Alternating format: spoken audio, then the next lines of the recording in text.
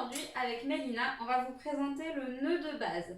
Donc c'est un nœud qui se fait avec des écharpes tricotées, plutôt avec élastane, comme celles-ci qui sont des Love Radius. Donc, on prend ouais, le milieu et on le met sur la poitrine. Oui, sur la poitrine. Voilà. Ensuite, en attrapant toujours par l'ourlet supérieur l'écharpe, Oui. je vais venir passer sous l'aisselle.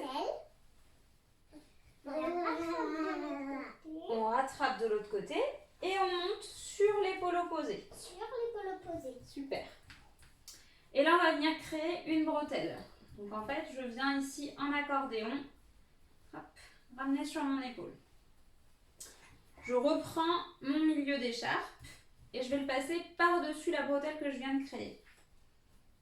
Alors, il est où ton milieu? Hop, voilà. Sous l'aisselle à nouveau. Et on le monte. Sur l'épaule. Sur l'épaule opposée, exactement. Et donc nous, on va recréer à nouveau une bretelle. Donc vous voyez, quand je crée ma bretelle, hop, je fais comme un accordéon pour éviter les vrilles.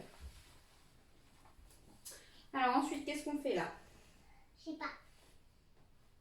On met notre bretelle dans la bande horizontale. Les miennes, elles sont déjà dedans? Voilà, vas-y. Pas tous.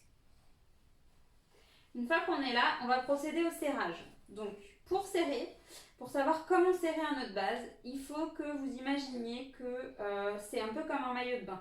C'est-à-dire qu'il ne faut pas vous sentir oppressé, mais il ne faut pas non plus que ce soit trop lâche. Sinon, ça ne va pas bien tenir. Donc, pour serrer, on commence par serrer la bretelle du dessous. Donc, c'est la première en fait que vous avez créée.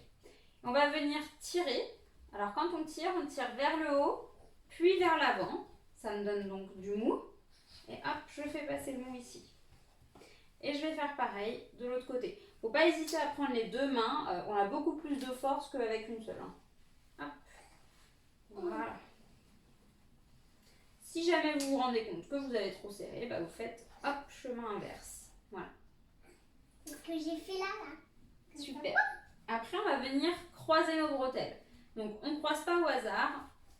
La bretelle qui est au-dessus, ici, ça va être celle qui va être au-dessus dans notre croix ici aussi. Voilà. Et donc là, je commence par ma bretelle du dessous. Je vais venir, en tenant par l'ourlet supérieur, envelopper ma hanche. Hop. Voilà. Toujours pareil, on fait un petit accordéon à chaque fois. On va venir bloquer entre nos jambes. On va prendre... Moi, j'arrive ma choupinette.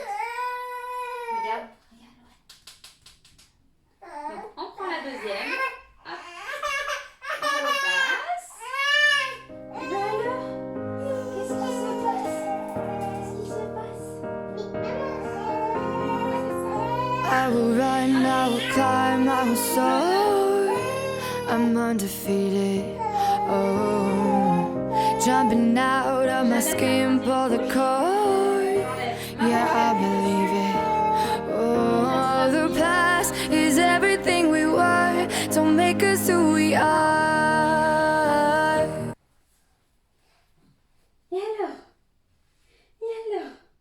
T'en avais marre? Alors, je vais mettre mon bébé sur mon épaule libre. Tac. Oula, oui, fais attention, il est lourd celui-là. Je t'aide après si tu veux, ok? Donc ici, c'est ma main qui va venir à l'intérieur de la corde. J'attrape un pied. Je mets dedans. Hop. Et je viens la laisser s'asseoir. Et donc ici, elle a bien du tissu d'un creux du genou à l'autre. Merci pour le vomi. Pourquoi merci pour le vomi? Loane, elle a vomi. Donc ici, je vais venir prendre mon ourlet inférieur. Je tire, je ramène. Ça va créer une ligne de tension. Et hop, je peux replier en deux si jamais j'aime pas trop avoir beaucoup sur l'épaule. Petit bébé là. Ici, je vais venir rattraper la bretelle que j'ai descendue tout à l'heure. Et ben alors. Donc je ne lâche jamais mon bébé. Hein. Pour l'instant, il y a une seule couche, c'est pas du tout assez pour un maintien suffisant.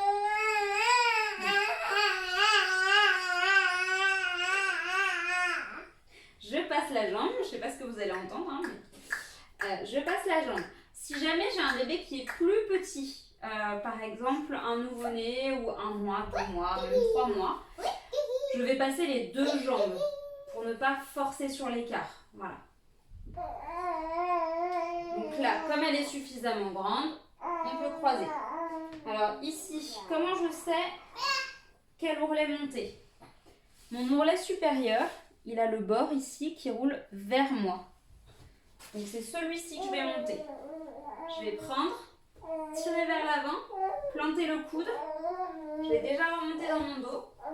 Et une fois que j'ai remonté dans mon dos, je vais pouvoir envelopper ici mon bébé. Pourquoi t'as fermé la porte? Ça va comme ça, Nanette. Comme ça, ça fait un fond blanc. C'est mieux. Et je vais faire la même volte. Donc ici, je prends mon ourlet inférieur, je tire, je ramène. Et pareil. Alors, ici, si je veux dégager ses voies respiratoires, cette volte, elle suffit pas. Vous voyez, si elle pose sa tête, on ne voit plus son nez et sa bouche. Donc, je vais faire ce qu'on appelle une volte sandwich. J'enlève ma volte. Je vais ramener ici un petit peu de tissu, vous voyez. Je vais prendre, ouvrir sur l'épaule et refermer ici. Et ainsi, là, elle a bien le visage dégagé. Alors là, pour notre nœud de base, il nous manque la 3e couche qui est contre nous.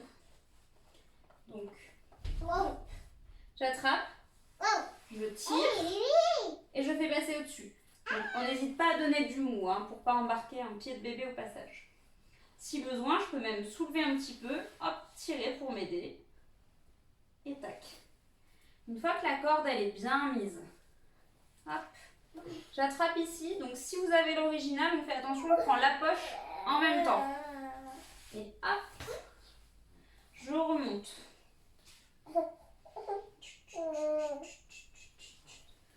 Et là, vous voyez. Donc, une fois que vous avez installé votre bébé, quelques petits points à vérifier. Donc, comme je vous l'ai dit tout à l'heure, voie respiratoire dégagée. Qu'est-ce qu'on doit voir? S'il peut respirer. Et oui, on doit voir s'il peut respirer. Ok, donc il faut le voir. Le nez, la bouche. On vérifie que bébé ait les mains à portée de la bouche. Donc, les 2 mains à la même hauteur. On vérifie la bonne position, genoux plus haut que les fesses, bassin basculé, hop, le dos arrondi. Maman. Oh là là, ouais, j'ai vu. C'est bébé alors. Et voilà. Bon portage.